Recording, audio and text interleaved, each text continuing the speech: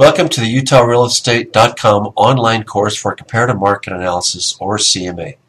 We hope that the CMA course will assist you in using the UtahRealEstate.com CMA tool to find the current market value of a property either as a buyer's agent or listing agent.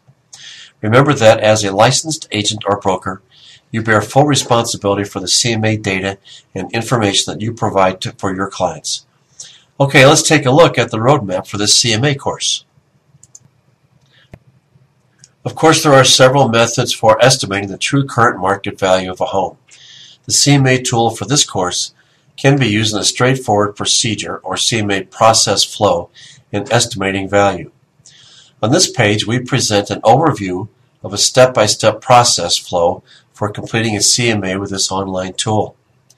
One distinct advantage of this system is that you can always go back to a previous step to change criteria or try several what-if situations. For step 1, we will select the CMA search screen and then enter the criteria ranges around the subject property data. You can enter this data manually or populate the search fields by using a previous or current MLS number. For the location, you can enter a specific city or zip code, or you can use the map search tool to outline an area around the subject property. For step 2, we will view the results of the CMA search listed in a table, ready for sorting or searching. The next step is to select the comparables we want to use in the CMA report. Based on your choice of criteria, for example, sold date, square footage, or year built. In step 4, we will select the CMA report using the comps that we chose from the search results. Once we are in the CMA report, we will enter the subject property data either manually or by MLS number. We can also add or modify the adjustment factors for the calculations. The last step is to create a CMA packet of reports to present to a client by printing or emailing. Before we actually start the CMA, let's check some basic guidelines in finding comparable properties. Throughout this CMA instruction, we will try to follow 3 important guidelines to help you find properties comparable to the subject property. Of course, each of these guidelines is open to your interpretation and will vary depending on your property, location, and current market conditions.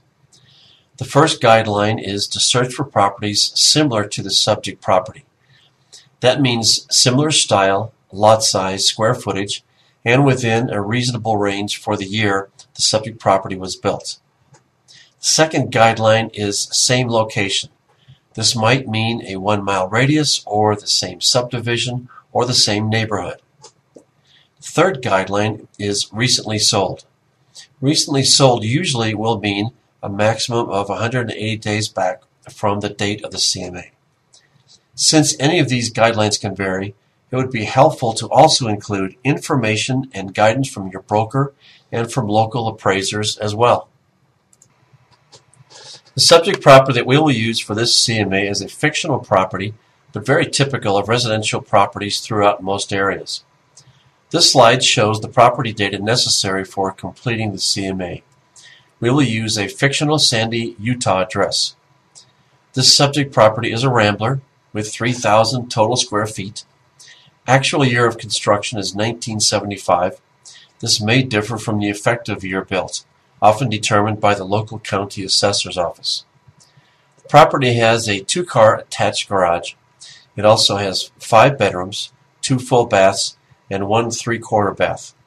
House sits on a lot of 0.24 acres, and the basement is 80% finished.